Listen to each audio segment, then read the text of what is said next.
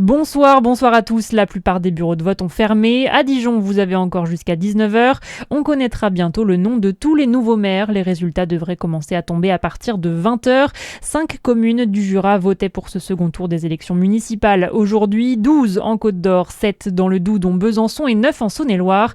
Dans la région, l'abstention a été très importante au premier tour, mais à 17h, on relève 51,7% de participation dans la région, un taux supérieur aux 48,10% estimé au niveau national. Un incendie s'est déclaré aux Rousses dans le Jura hier soir. Les pompiers sont intervenus dans un immeuble de 20 logements et ont réussi à limiter les dégâts. Aucune victime, mais 2 adultes et un enfant relogés. La station des Rousses qui ferme ce soir sa saison hivernale. Blocage total de la maison d'arrêt de Dijon. Le personnel a voté en assemblée générale extraordinaire pour que l'établissement ne puisse plus fonctionner à partir de jeudi dès 5h30 du matin.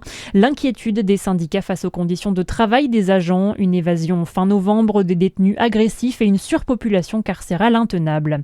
Dans le reste de l'actualité, du nouveau après l'arrestation de Ganito, le détenu Ilias Kerbouche qui s'était évadé de la prison de Villepinte début mars a été repris vendredi après 13 jours de cavale en compagnie de sa compagne qui n'est autre que son ancienne gardienne de prison.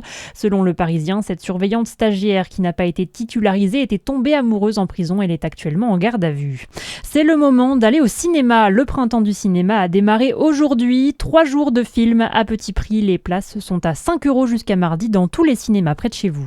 On termine avec du sport et les biathlètes françaises qui raflent la mise à la Coupe du Monde. Julia Simon décroche le petit globe de la Mastart et termine à la 6e place du général, juste après la performance XXL de la Franche-Comtoise Lou Jean Monod qui repart d'Oslo avec le gros globe et 3 petits.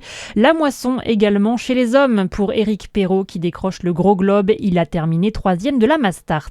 Bonne soirée sur Fréquence Plus.